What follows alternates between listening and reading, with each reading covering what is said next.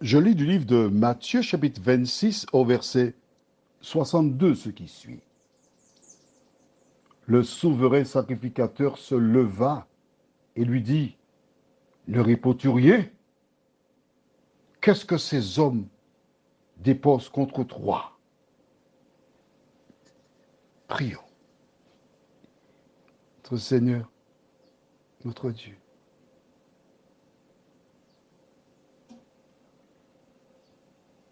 Voici encore une nouvelle attaque de l'ennemi. Nouvelle provocation. Tandis que nous prenons le temps pour analyser et comprendre ce verset, que ton esprit nous entoure, nous dirige, et que nous puissions ne pas prendre ta parole à la légère, nous t'en prions, car c'est le Saint-Esprit, celui qui descendit sur Corneille et toutes les personnes qui étaient à son domicile, que nous réclamons au nom de Jésus. Amen. Toi aujourd'hui qui entends l'accusation portée contre Jésus, que peux-tu dire? Des personnes qui sont aveugles, des personnes qui sont à la solde de l'ennemi.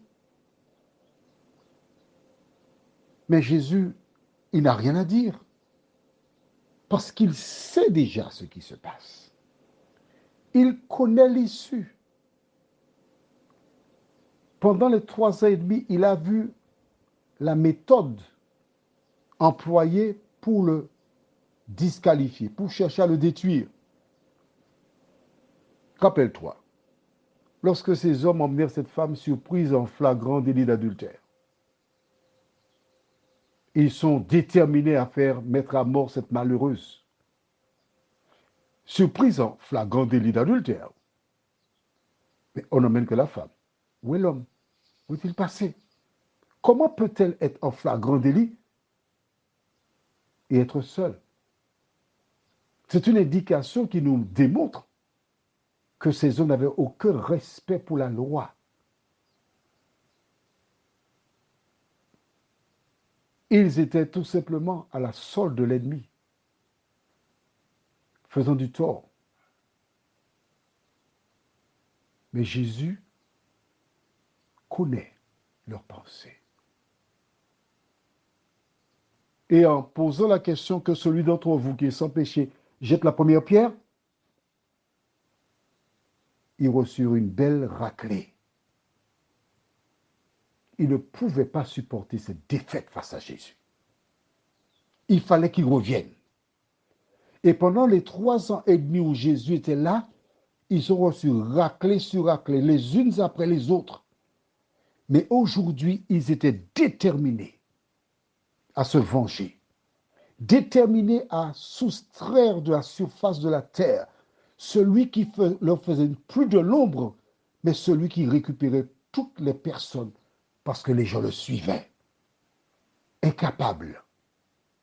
Au lieu de comprendre, chercher à savoir, mais qui est cet homme véritablement? Non. L'ennemi les a aveuglés. Es-tu aveuglé? Est-ce que tu persistes dans ta voie malgré les différents éléments que tu lis, que tu vois, que tu entends?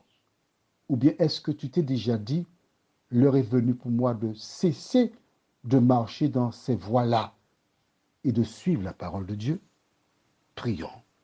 Notre Seigneur et notre Dieu.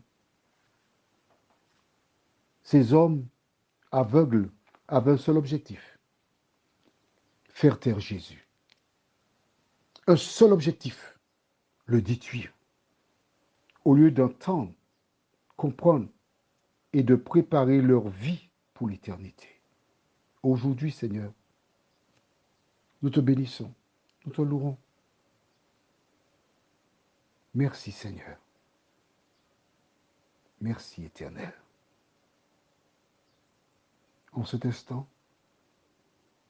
tandis que nous sommes au seuil de cette nouvelle journée. Quand nos ennemis nous attaqueront, permets que nous fassions comme Jésus. Ne pas répondre. Fais-nous cette grâce, Seigneur, nous t'en prions.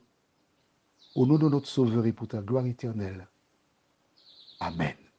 Je te souhaite une bonne journée.